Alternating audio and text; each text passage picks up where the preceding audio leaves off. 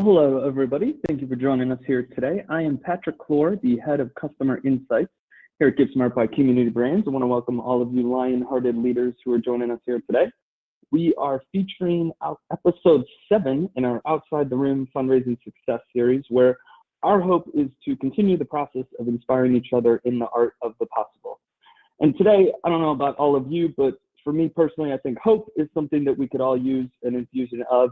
And today we're thrilled to spread some of that as we are joined by the magnificent Monica Spear from Place of Hope out of Palm Beach Gardens, Florida. And she and her team have been doing some truly amazing work in the new normal of fundraising we find ourselves in. And she has graciously given up some of her time to share those stories with us today. Monica, thank you so much for joining. My pleasure to be here, Patrick. Thank you so much for having us. Absolutely. And also joining us today are Susanna Crawford, GiveSmart's community manager, and Eric Anderson, director of strategic programs and initiatives, both deeply knowledgeable in the nonprofit space. Susanna and Eric, thanks for being here. Happy to. Thanks for having us. Thanks, Patrick. Absolutely. And if we hear any barking in the background, we apologize. It's a dog-friendly environment here today. But we wanted to kick it off with a little bit of process and procedure. So in the chat, we're dropping in a few resources that we wanted to provide in the hopes that no matter where you and your organization may be in your fundraising journey, can help you accelerate your impact and further your causes. So link to our Outside the Room page, as well as our examples of virtual fundraising blog, which our marketing team has just revamped in order to provide some more in real life examples, such as what we're going to cover here with Monica. But to get things started, we wanted to continue our trend of a quick pulse check on how everyone is feeling. So as it stands today, Thursday, July 23rd, how confident are you that you will reach your fundraising goals this year? Not so hot, we're making some strides, we're going to hit it, or as we always hope, that maybe even we'll surpass it. And while folks are weighing in on the poll, Monica, can you give us a high level on the mission and the work that Place of Hope has?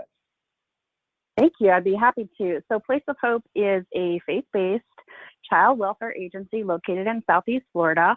We are the largest provider of child welfare services in the region. Any given day, we have about 340 kids in our care, from kids that are in foster care, kids that have aged out of foster care, young mothers, and we also serve victims of human trafficking in all of our programs. So we've been around 19 years, and we've served about 11,000 children in that time. Oh, that is amazing, and we're so excited that you sharing with it, and I think you guys are doing some great work. And I think still have the poll populating here. I'll give it a second for everybody to weigh in. And now that we have it up, Eric, I know you're deep into the data side of things and kind of looking at some of the trends. So, as we see here, how does this really resonate to you and anything that sticks out? So these poll results definitely seem to be in line with what we've been tracking on a week-to-week basis since our new normal began a couple months ago. I think at the start of the lockdowns, where a lot of fundraising was going online and virtual, we predictably saw a larger percentage of the not so hot sort of responses a couple months ago. What we've seen since then is that that response has dropped almost 20%. The more optimistic and confident responses, like we're getting there, is up 12%, surpassing goal, which is obviously we want to see. That's just week to week, our average has actually gone up a couple of percentage points as well. So we're encouraged to see that more organizations are feeling more and more confident about their new fundraising strategies that they've been kind of forced to adapt to, and that's something that we're excited to be a part of. No, perfectly said. Appreciate it. And I'm a very big pun fan, so that gives us hope, which will be the theme of the day. But getting into things, we'll head to the beach here with our overwhelming theme that we came up with is some summertime magic based upon what Monica and her team have done. So we'll be covering how Place of Hope has really embraced virtual fundraising, some overall keys to success given our current climate, and then Eric will be joining us to cover some additional compelling data insights, and all of our panelists have agreed to stay at the end for about 10 to 15 minutes of question and answers. So you'll see in the question box, you can send in any questions that you may have. You don't have to wait till the end, so please feel free to send them in early and often, as we'll be compiling throughout the conversation. But really, to start things off, Susanna, could you and Monica walk us through some of the different ways that Place of Hope has not just embraced, but really thrived in the current landscape that we find ourselves in? Yeah, happy to. So to start, we'll kind of be walking through what Place of Hope did, and then we'll jump into kind of how they did it. But to start off, Monica, would you mind talking about kind of the adversity that you faced when everything hit in March, and kind of how these different creative campaigns kind of started and came to fruition? Sure. It was an immediate impact to Place of Hope.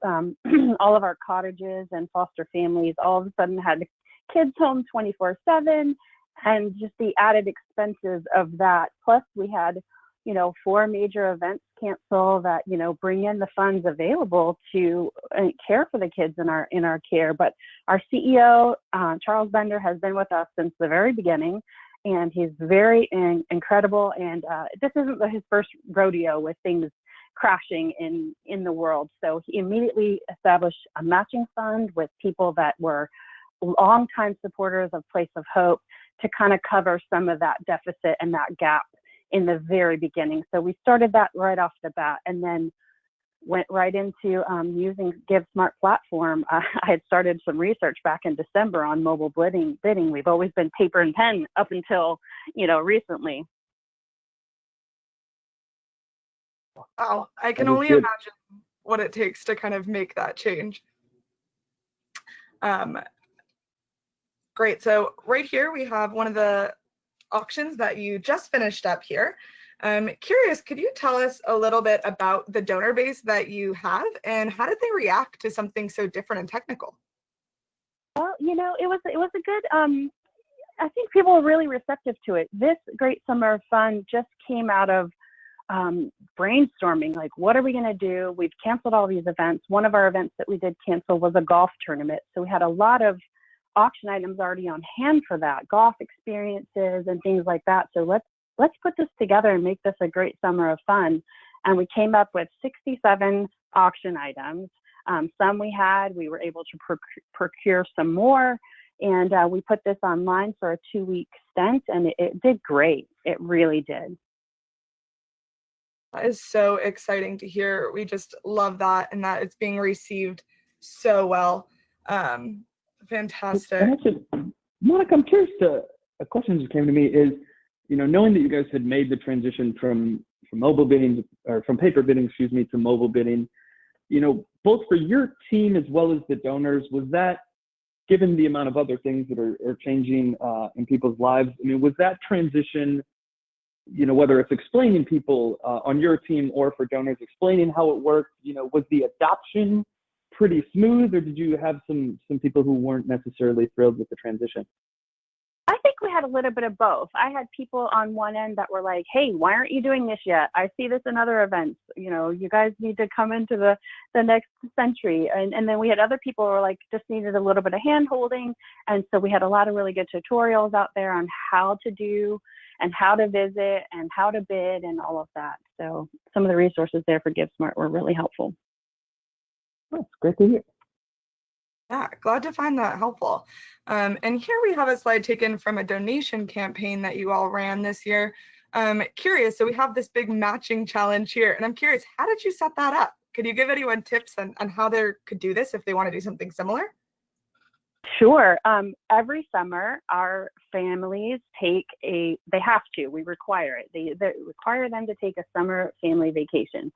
Well, with everything changing, funds weren't necessarily there. We actually had 2 donors that know what we do every summer come to us and say, hey, we want to help. We're going to step up and give you, they did $10,000 each, and we want you to leverage those dollars and do a matching fund to have other people match what we've done so we can help send these families on summer vacation so they can experience things they've never been able to experience before. That is the hope that I know I need in my day. That is awesome to hear. Yes. And this is one of my favorites. This is your Cruise for Kids. I'm just going to start by first asking you, what is this? Can you describe this to people, and how did this come about? Sure. Waterfront Yachts in Palm Beach Gardens actually approached us because of the social distancing things going on. They were like, we got to do something. And so they said, let's do a boat parade and we'll raise funds for Place of Hope while we do it. So it was kind of their party with a purpose, end quote. They said, we want to do this. And we had some Place of Hope flags. And so people that made a donation of $200 or more received a flag that said Place of Hope. And they all met boat-wise and they did the parade. And this was hugely successful and very little work on my part other than setting up the campaign. The waterfront yachts, they pretty much did all the work, sent all the people to the website that we designated for this campaign, and it was fabulous. Awesome. And I'm curious too, you just said that they kind of handled most of the work. What does that partnership look like between the two of you? And how did you invite people and track that data behind it all? They reached out to us, and we had just started GiveSmart at that point. This was actually the second, the first campaign we ran, and it was hugely successful. They helped to promote it mostly because it was their idea and they're wanting to raise funds for us. And it's a relationship we have with them, and they just love what we do, and they're very supportive of us. I love that. That's such a great partnership to have. Definitely something to reach out to when it's available. For sure. When other people can do the work. I was going to say that has to be the best thing I've heard somebody say is when you get to raise funds for the mission and the person who usually has to do it all has minimal effort is a beautiful thing to hear. Yes, absolutely. And here's one that people might recognize too. A lot of organizations do brunches yearly. And I know that you guys have had one, and this year you really had to take that pivot to a virtual event. Can you tell me a few of the components it took to really reach that virtual audience, and how did you make that go from in-person to virtual? It was a new campaign for us, actually. Since we had canceled a few of our events, we actually created this from scratch, knowing that we've done brunches before. We hired our AV guy that does all of our audiovisual for our events. He had the technology and the equipment to be able to help us live stream across our YouTube and our Facebook channel. We actually started this building this event in early April when we signed on with GiveSmart, and the event was held May 16th. So in about 5 weeks, we were able to pull together this virtual event, pushing it out across all of our social media platforms and our constant contact and email and things like that. Tried to be as explicit as possible as how they could watch. We had a really couple of other cool components to it as well, with VIP experiences and such.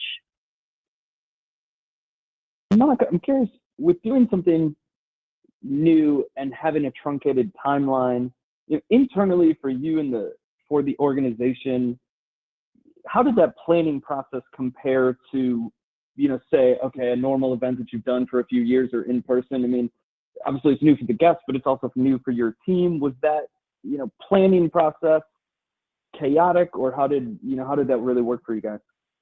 At first, it was super overwhelming because, it's a completely uncharted territory for us.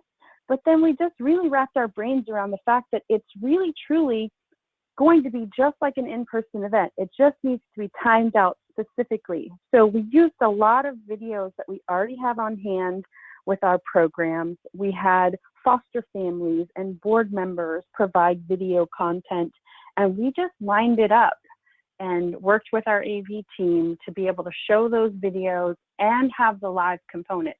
So the live components was our actual CEO speaking live on TV and our auctioneer, quote, MC, Mr. Neil Saffer.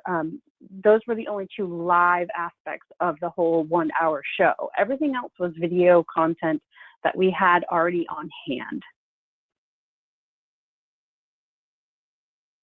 Perfect. And you're speaking a little bit about that content that you used in those pre-recorded videos. Here we have some screen grabs from your actual event. Can you tell us a little bit about what we're seeing and why you felt these prompts were so important for those videos? Sure. So we created a PowerPoint slide in the beginning that kind of said, keep your mobile device free. Here's how you register. We wanted people to be able to have their mobile device in their hands so that they could see the auction items that we were trying to do live or premiere, and do a bid from the heart or a donation right then, because you were going to be watching on, your TV or your laptop or your iPad or something like that. So we wanted to be, encourage people to keep their mobile device free, and then to register texting Brunch for Hope to the GiveSmart number, and then just following the directions to kind of see what auction items we had and how to place a bid and things like that. The upper right picture was really important to me. This was during the live portion where we had a couple of our silent auction items marked as premier. We held off and only opened them the day before, I believe, and kind of actually did try to bid them off live during the program. So that's our MC on the left, and one of the screenshots from GiveSmart, we were able to show those premier items, who was the highest bidder, how much it was going for. That was really awesome. And then the screen that you see on the bottom right was kind of our pull at the heartstrings. So as we were doing our video content and we would show our family cottages and that part of our program, we would immediately follow that up with, here's how you can help this program. And so we put that slide up there, $50, $250, $500, $1,000, at whatever level you give, these are the things that you're going to be helping with that program. And we did that with each and every one of our programs, our family cottages, our extended foster care, our maternity house. So every single program, we followed that up to be able to pull at the heartstrings and show people how to bid and give money to those programs. That's amazing. I love hearing the different components that you did and kind of what made that special with virtual and how you did that. Curious, how did you get these auction items? Were they already planned, or how did you get those? Some of them we had on hand, and others are just really incredible people that support our organization, and they either own the properties or the yachts or whatever, was able to step up. The party for the kids at Place of Hope, one of our supporters has one of those companies that do the big inflatable screens outside. So she says, I'll do a party for you. And so we were able to auction that off, leveraging her business as a party to give back to the kids. So that was really very cool. But some of these auction items we did have on hand from some of the events we had to cancel. I love it. A little bit of both, isn't it? And so great to continue to work with these partnerships. Moving on to this slide, we have a few examples of some future events that you guys coming up. And these are a little bit more in person. Could you tell us exactly what these two events are? Sure. Again, Place of Hope covers 6 counties in Southeast Florida. So we have several regions. We have our northern campuses, our central campuses, and our south campuses. So each of those regions do their own fundraisers while we do all come together on day of and help each other. Each of those regions does create and put on events specific to that region. So these particular events, Paradise on the Peninsula and the Peninsula Dinner, are both outdoors, under tents, socially responsible, socially distanced. So we're trying to follow all of the guidelines required to be able to hold these events outside. And so that's what we're hoping to accomplish in November. That's so exciting. I wish you absolutely the best of luck. I'm curious, how are you monitoring the capacity and making sure that they stick to the guidelines? Sure. The first thing we do with any of our events, typically we hold off selling any individual tickets. We always focus on sponsorships first because that brings in the most dollars for our organization. So we really do try and focus on the sponsorships, and using GiveSmart allows me to see, okay, this amount of sponsors equals this amount of tables equals this amount of people. So I can keep track of how many guests we're expecting up to the very moment as people are, signing on and signing up. Yes, I think that's a brilliant way to go about this. I'm curious too, kind of a little bit going back, but I'm curious, can you tell us a little bit more on how many people attended your virtual events and what kind of response rate did you get on those registrations for what you're seeing for these campaigns? Oh, going back to the virtual brunch, that was really exciting. We didn't know what to expect, to be honest with you. And, during the live stream, we had, one of our team monitoring YouTube and one of our team monitoring Facebook and responding to guests as they were commenting and watching. And we had about 1,100 viewers watch that virtual event, which we were really shocked about how far it reached. We were in other states because people were sharing it. So it was really kind of interesting there. Very, very cool. All right, I think we're going to move right into the next one. We are, and that's a perfect segue. I mean, one of the things that, you know, is we remind you once again, not so subtly, to keep sending questions in as we're compiling them, and if anything is relevant to the moment we're in, we'll make sure to include. But also at the end of the webinar, same as every week, you're going to find a survey asking for feedback. And one of the reasons that we include it is to ensure that we can continue to really cater the content to what you, the audience, wants to hear. And so one of the common responses that we've seen is to place a little bit more emphasis on how and any best practices or tricks of the trade that our panelists may have. So with that is kind of the frame. Susanna, can you and Monica talk us through some of the different things that, you know, might be music to the ears of those listening, and some different pieces of advice that maybe they can take away here? Yeah, absolutely. I mean, Monica, it's so impressive. Like, not only have you done all of these campaigns that we've just listed here, but on top of that, you also worked with Giving Tuesday. I'm curious, do you have any tips or best practices when navigating different types of campaigns? How did you guys internally kind of communicate and organize the different promotions for these? Sure. GiveSmart makes it super easy, to be honest with you, to be able to have multiple campaigns running at a time.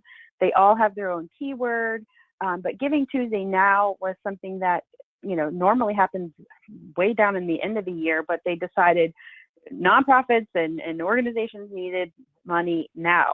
And so we said, yes, we'll be part of Giving Tuesday now. We're a part of Giving Tuesday, you know, every year. But we decided to create this campaign in GiveSmart to be able to give donors the opportunity to log in and donate at any level. And, you know, we kept track of it specifically through this campaign. It made it easy to keep track of. That's so great. Fantastic. And we're jumping right along. You know, a concern for many people is that without being in a room with everyone, how do you get across your mission and keep that as the center focus for your donors, your advocates, and so volunteers, so forth? Curious, you have a lot of videos throughout your campaigns. Was this a heavy load on you guys, and how did you kind of decide how to put these and where to put them? Well, you know, wonderfully, we have a great graphics team, and we do have a lot of content on hand. So we did utilize a lot of the videos that we do have. Here's the thing with this whole pandemic. Not only were people not allowed to be in the room, they aren't allowed to be on our campus volunteering. They're not allowed to be with our kids helping out, which is something that, you know, mentoring and tutoring, and think of all those things. And so we still had to be able to get across the message to our donor base of, hey, we're still here. Here's what's happening with the dollars that you're giving us. We were able to keep content, you know, here's what's happening with the kids. And so that's what's really important to our donors, is to see what their dollars are doing. And we're able to do that with the video content that you'll see later in some of our YouTube channels and stuff.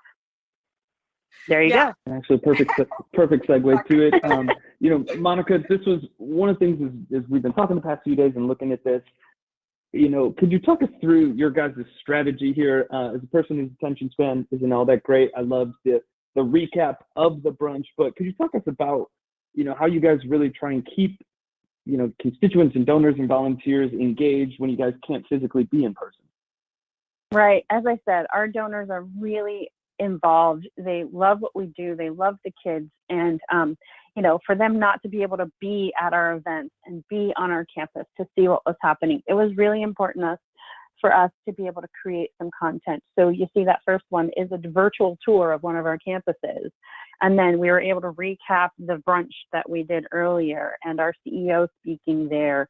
And we did a parade for all of our graduates. So, you know, being able to put those videos up on our YouTube channel and our Facebook page to help people see, hey, we're still here, we're still helping the kids, and your dollars are helping us do this. And so it was really important to be able to continue sharing so that our donor base, you know, could see, because they couldn't be there in person. I love it. I think doing a recap video of a virtual event is such a fantastic takeaway.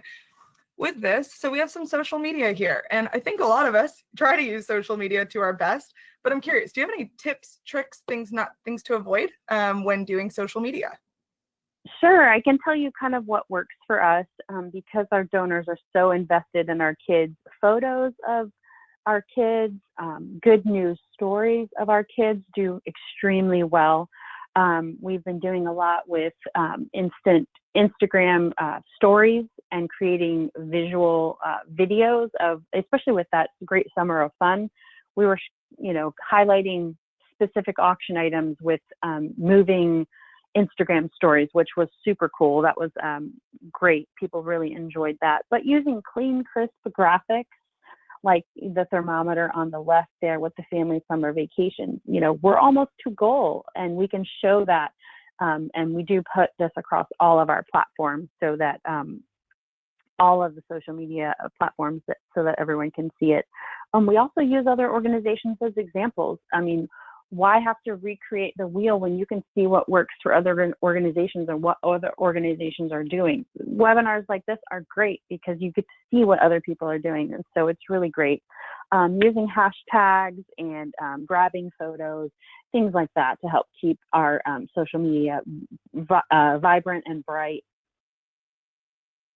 I think it's perfect. Absolutely. Definitely don't want to reinvent the wheel. And no.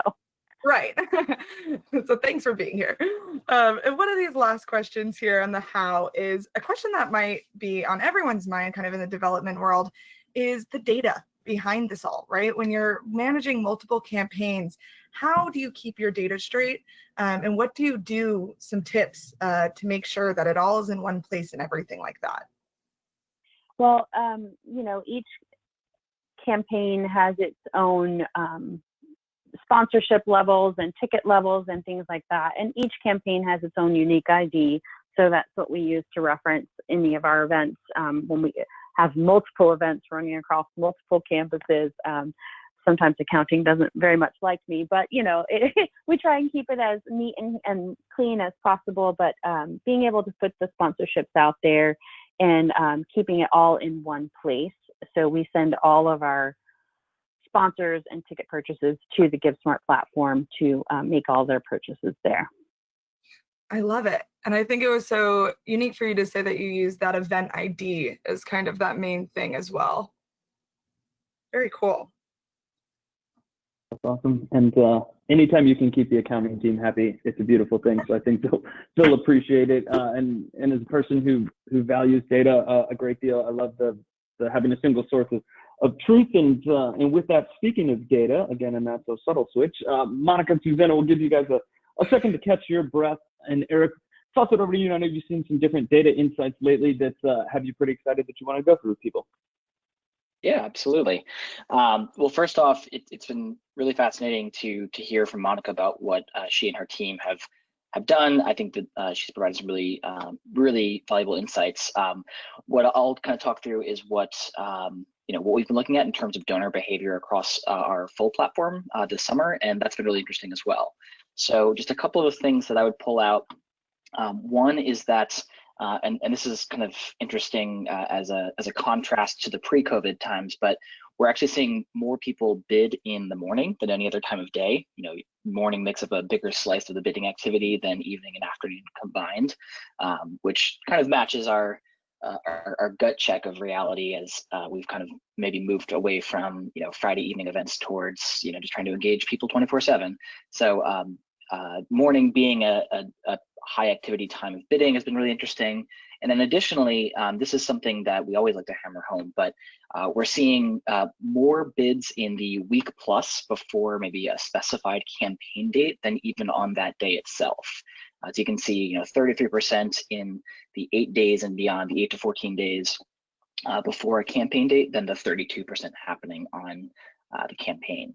So all of this is to say, continue to open things early and just promote the heck out of your campaign sites. I think keeping these two metrics in mind in your promotion strategy will be really helpful, just considering that maybe morning might be a really valuable time to get text message or an email with a link to the campaign site out there.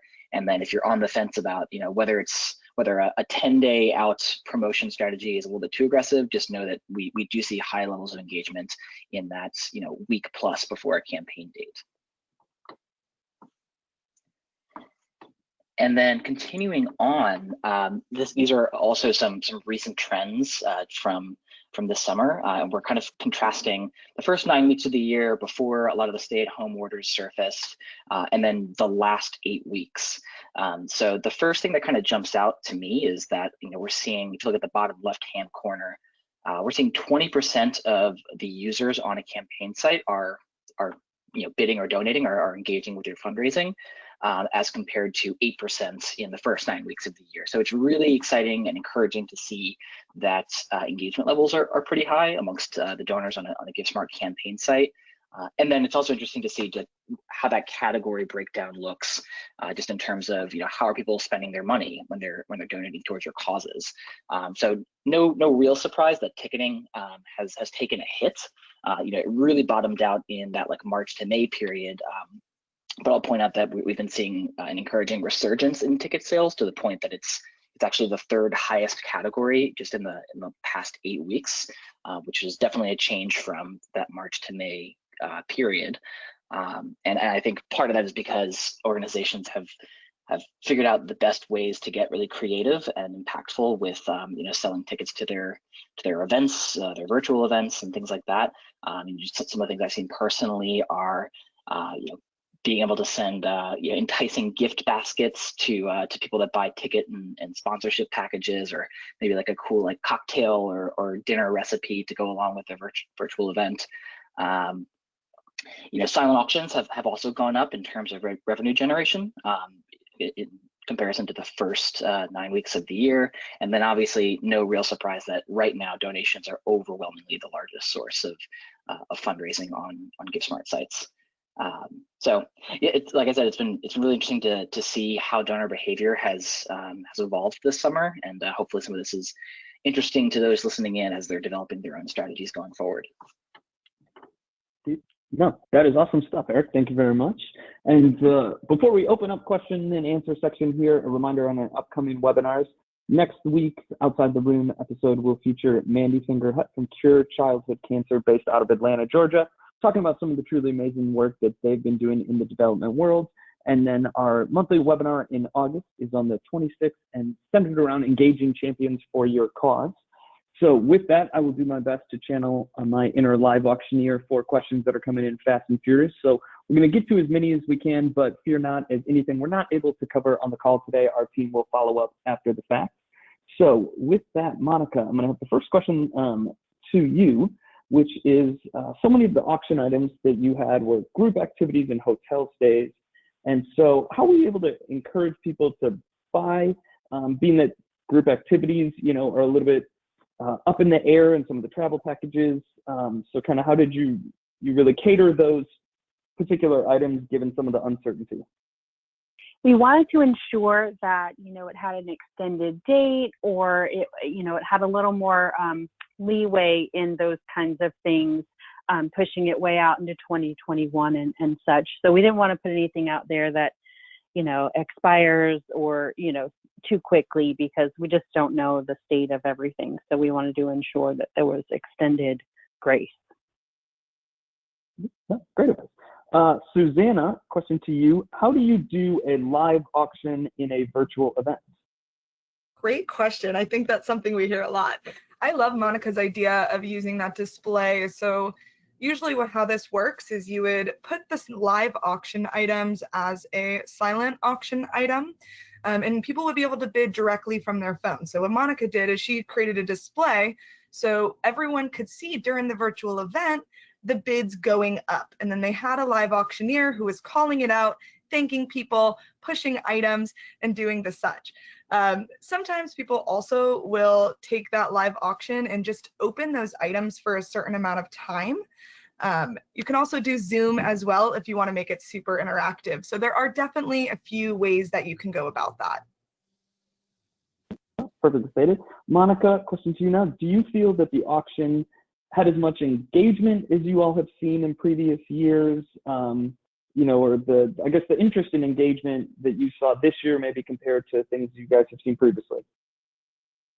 Well, I can tell you nothing in the world will beat a room full of people with an amazing auctioneer. That being said, we didn't know what to expect with our first virtual event, but we were very pleased at how it did come out. This is our first foray into using any kind of platform at all for any of our kind of auctions. And so, it takes a little bit of getting used to. And I think with time and education, our events will even get better. That's awesome. I'm curious,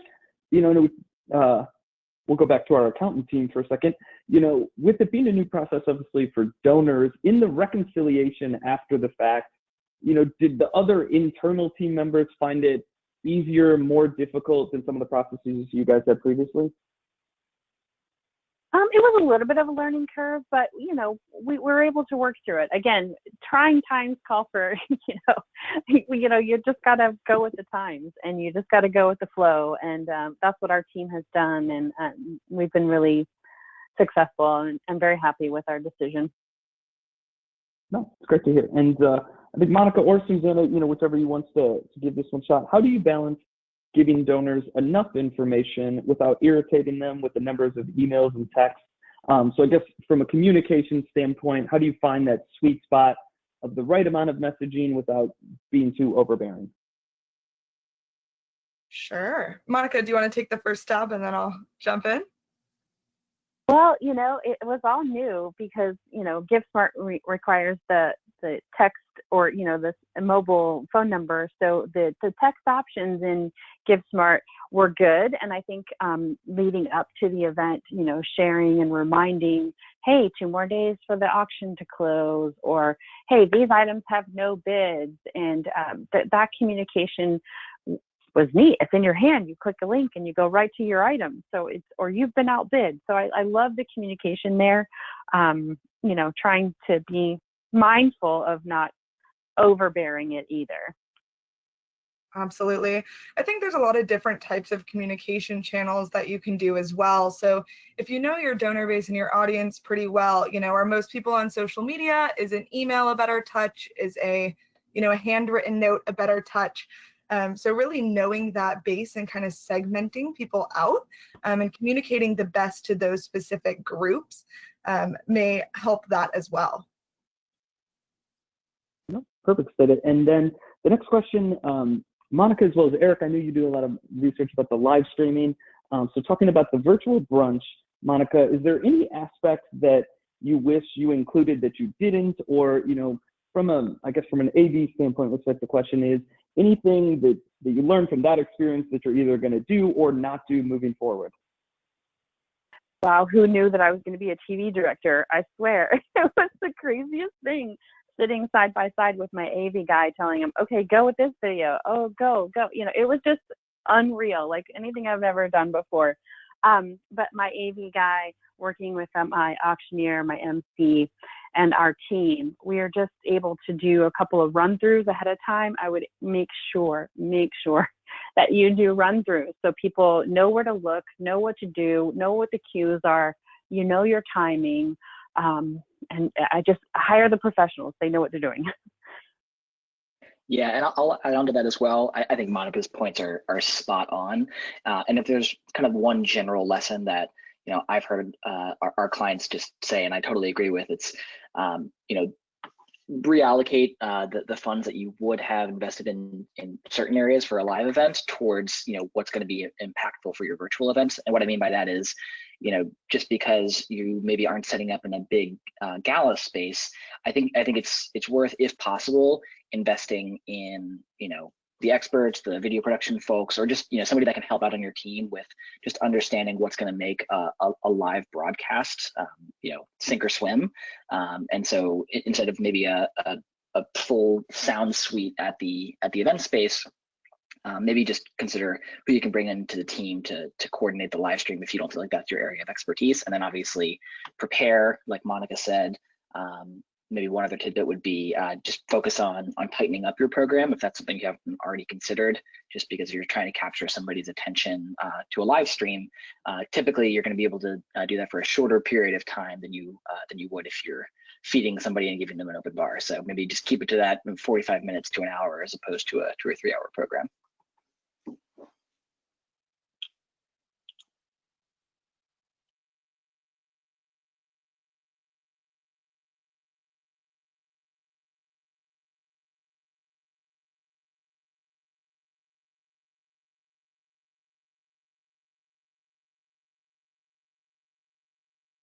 Sorry about that. I just was unmuted.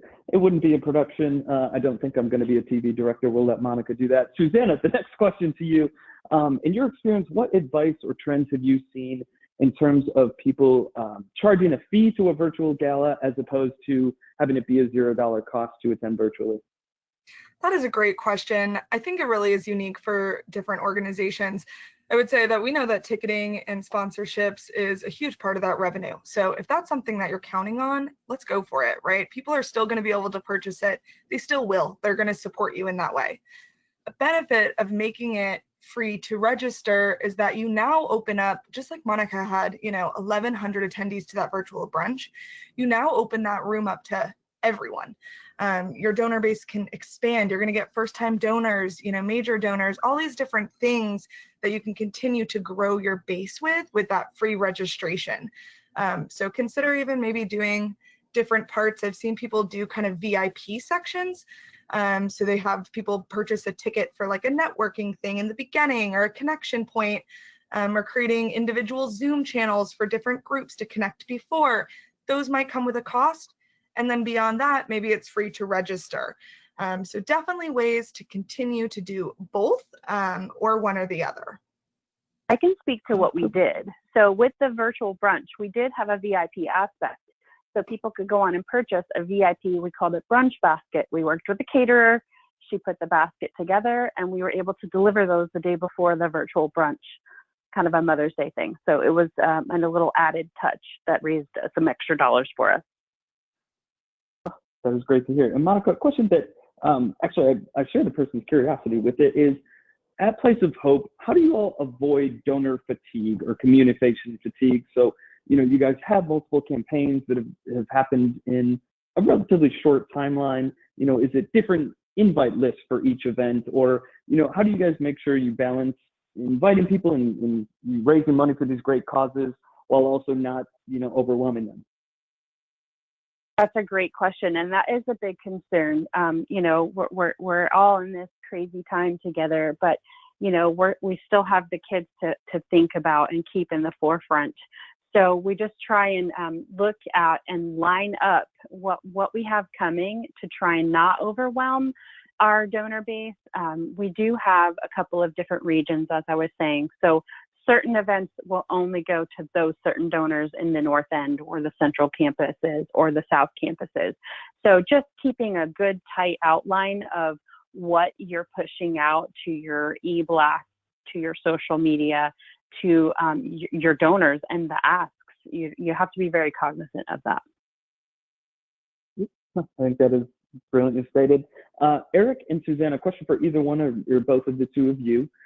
Pre-COVID, we'd heard a lot of times that there are better times of the year to conduct fundraising events. So during tax time, summer, around the holidays, based upon what it was. So do you believe their same ideology still applies in light of COVID and virtual fundraising events? So, I guess historically we've seen a spring and a fall busy season. So do you think, that's out the window now, or what sort of trends are you guys seeing in that regard?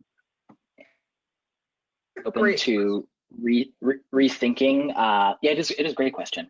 I think you should definitely be open to rethinking a lot of what has historically been just like a carved in stone rule of fundraising. Just the first few things that came to mind for me, just about picking a day of the year or picking a time of the year to concentrate your fundraising, is that a lot of those rules are in place because of physical logistics. And if you're I live in New York, and if you're trying to pick a Friday night in the year to maximize, the most donors you can get into Cipriani Wall Street.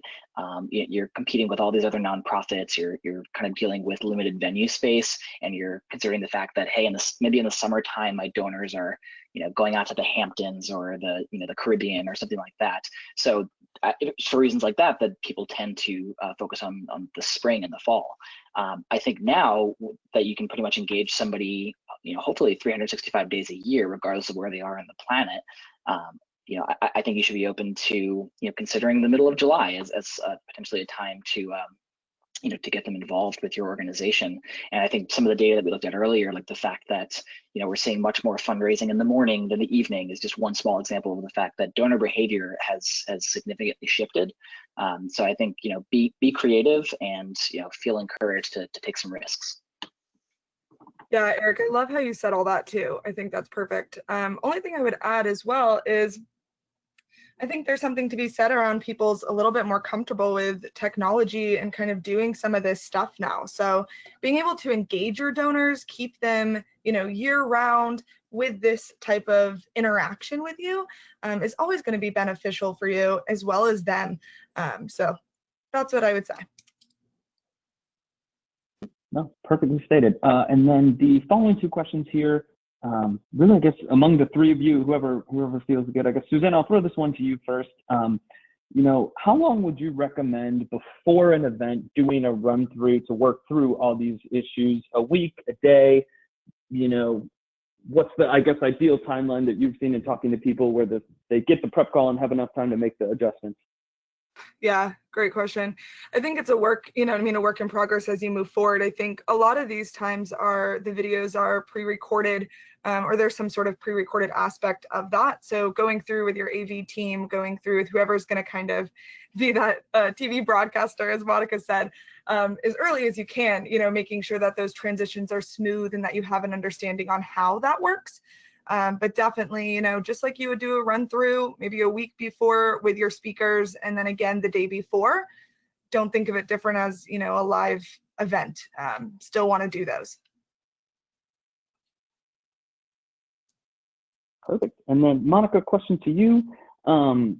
What are some perks that either you have offered sponsors or have thought of offering sponsors with these virtual events? And is it, a radically different idea than what maybe you guys have done historically, or, pretty in line with kind of the standard offerings that a sponsor might get for you all? I think we're hoping that we can be live in person in our November events, and pretty much with our sponsorships, we offer them everything that we would at a normal event, where we're highlighting them on our social media, we're putting them on our webpage. They get invited to a VIP sponsor reception typically ahead of time, or maybe towards the end of the year. I think the VIP brunch basket was kind of our take on, trying to do something a little bit special for those that might want to, quote, sponsor the event. But we're not, opposed to thinking of new ideas, which, again, this is all about innovation, right? Yep. No, perfectly stated. And with that, the final question I will pose to each of the three of you, because I think you've all made some great points about the streaming and some of the setup and configuration. So the question is, when it comes to these streams or the recordings, is it better would you recommend doing live, a mix of video and live, or, what do you think the best blending is in terms of live versus recorded in terms of the messaging and communication during an actual live stream event?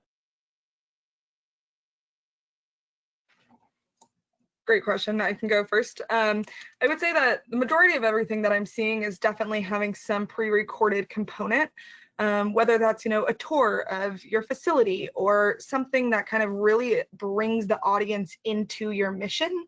Anything like that you can pre-record really helps. Even if you have a Zoom where it's super interactive, anything like that, again, bringing it back to your mission and showing that is going to be helpful. Great point, Susanna. I guess, I think the honest answer is that, you could probably put together a successful campaign, with no video, pre-recorded video, or live stream video, but maybe the best approach in my mind is to try to take advantage of everything, and to use pre-recorded video on your homepage, on your GiveSmart site, so that if somebody comes to check out the campaign or is curious about your organization before you're doing the live stream, you still have the opportunity to educate them, and if they're arriving at your campaign site at 1 a.m. 2 weeks before your event, you can still tug on their heartstrings and get them to make a donation then. But then if you can also capture everybody's attention, build excitement around a live streamed event, I think that's a great thing to build in. And I'll pass it over to Monica in case there's anything she feels we've missed out. I would reiterate everything you guys just said. When we decided to do the virtual streaming event, we watched a couple of people that kind of stepped up a little bit ahead of us and was like, okay. And, some of your people that have used GiveSmart, I used some of watching their YouTube videos. So I knew kind of what I wanted to do and what I didn't want to do. And I felt like a combination of both laid out precisely in that we had pre-recorded video specific to one of our programs, and then our live MC coming in right after that to pull at the heartstrings and encourage bidding. And then we'd come with another video and pre-recorded and talk about a different program and follow that immediately up with a live person in front of a camera. I think the combination of the two was very successful for us. Oh, that is great. And I give you guys a lot of credit. One of my favorite quotes of all time is imitation is the highest form of flattery. And so I think that's amazing to hear that you all observed what was happening within the market and took some of those best practices and put it to use. And that's really our hope in doing some conversations such as this. And really time flew by as we look at the clock. So just a quick final note that at the end of the call here, you're going to see a survey. And again, we please ask that you take a quick moment so that we continue to gather that feedback and shape these conversations and make it the most impactful for you and your organizations. So Monica, truly, thank you so much for joining us today and sharing all of these advice. I know for me, you've given me the hope uplift that I was hoping to have in the day, and I think really some great insights for people. My pleasure. I thank you so much again for having us. Glad to share what we can. Absolutely. And Suzanne and Eric, as always, thanks to the two of you for sharing your insights, advice, and recommendations for folks. Thanks for having me. Yeah, it's been great. Thanks so much. And lastly, thanks to all of you for joining. We're here in your corner, and we know that you too can emulate the successes that Monica and her team have found, as well as so many of these great nonprofits throughout the country. So don't hesitate to reach out if we can help in any way continue towards your goals, and hopefully find yourself in the We May Surpass It group that we have in the poll. So with that, thanks again, and we hope you have a great rest of the day.